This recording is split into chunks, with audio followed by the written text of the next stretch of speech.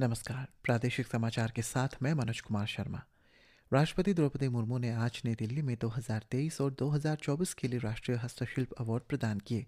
ये अवार्ड भारत की समृद्ध और अलग अलग तरह के हस्तशिल्प विरासत को बचाने एवं बढ़ावा देने के लिए सरकार की प्रतिबद्धता को दर्शाता है। कुल 12 कारीगरों को 2023 और 2024 के लिए शिल्प गुरु अवार्ड प्रदान किए गए, जबकि 36 कारीगरों को दोनों सालों के लिए नेशनल अवार्ड प्रदान किए गए।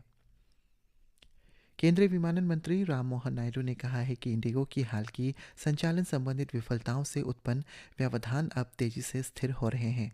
उन्होंने दोहराया है कि सरकार मजबूत विमानन प्रणाली बनाने के लिए पूरी तरह से प्रतिबद्ध है। इंडिगो के मौजूदा संकट पर लोकसभा में श्री नायडू ने बताया है कि इंडिगो की पूरी तरह से जवाबदेह ठहराया जा रहा है। उन्होंने कहा है कि नागर विमानन महानिदेशालय ने विमानन कंपनी को नोटिस जारी किया है और उसकी रिपोर्ट के आधार पर कड़ी तथा उचित कार्रवाई की जाएगी। श्री नायडू ने इस बात पर जोर दिया है कि यात्रियों की सुरक्षा से कोई भी समझौता नहीं किया जा सकता। भारत सरकार के संस्कृति मंत्रालय द्वारा आज नई दिल्ली में अमृत सांस्कृतिक विरासत की सुरक्षा के लिए अंतर सरकारी समिति ICH 20COM के चल रहे 20वें सत्र के दौरान लिपि और पांडुलिपि के संरक्षण के एक खास कार्यशाला का आयोजन किया गया। कार्यशाला में अरुणाचल प्रदेश के art and culture and civil aviation secretary Mamata Aruba, Gyan Bharatam mission के OST research and nodal officer lieutenant colonel TC Tayum और assistant director art and culture department Shri Manyu शामिल हुए। उन्होंने राज्य के तवांग, वेस्ट कामेंग, शियोमी, अपर सियांग और नामसाई जिलों में किए गए क्षेत्र दस्तावेजीकरण पेश किए, जिसमें दुर्लभ पांडुलिपि और पारंपरिक लिपि की खोज एवं उनके संरक्षण पर जोर दिया गया। इस अवसर पर संस्कृति मंत्रालय के सचिव विवेक अग्रवाल ने बताया है कि एक सेंट्रल एक्सपर्ट टीम जल्द ही साइंटिफिक डॉक्यूमेंटेशन शुरू करने के लिए सभी 5 जिलों का दौरा करेगी। सूचना प्रौद्योगिकी और संचार विभाग अरुणाचल प्रदेश द्वारा रेंचो लैब्स के साथ मिलकर और IIT दिल्ली के सहयोग से अगले साल जनवरी के दूसरे सप्ताह से कॉलेज स्टूडेंट्स और ग्रेजुएट्स के लिए AI जॉब रेडी कार्यक्रम का आयोजन करने जा रहा है।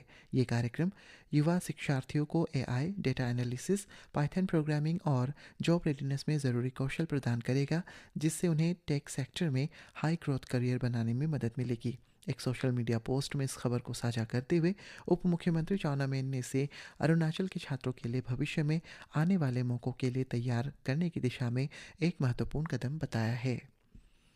ईटानगर कैपिटल रीजन में APIO, IYFA और अन्यों द्वारा बुलाए गए 12 घंटों का बंद ज़्यादातर शांतिपूर्ण रहा और हिंसा की कोई घटना नहीं हुई, जिस दौरान दुकानें बंद रही और सड़कों पर कुछ ही गाड़ियां दिखी, जबकि इमरजेंसी सर्विसेज नियमित रूप से चलती रही। राज्य के गृह मंत्री मामा नातुंग ने कहा है कि बंद कोई हल नहीं है, साथ ही सरकार बातचीत के लिए तैयार है और अपील की है कि कोई भी कानून को अपने हाथों में न ले। तीनों संगठनों द्वारा ये बंद कथित गैर कानूनी धार्मिक ढांचों को गिराने, अप्रवासियों की पहचान करने, उन्हें राज्य से निकालने और साप्ताहिक बाजार पर प्रतिबंध लगाने की मांगों पर जोर देने के लिए बुलाया गया था।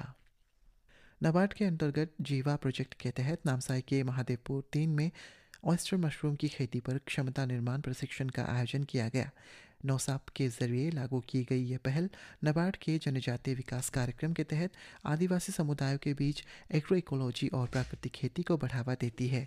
जीवा, जिसका संस्कृत में मतलब है जीवन, सस्टेनेबल खेती, इकोलॉजिकल बैलेंस और मिट्टी की सेहत को सहयोग करना।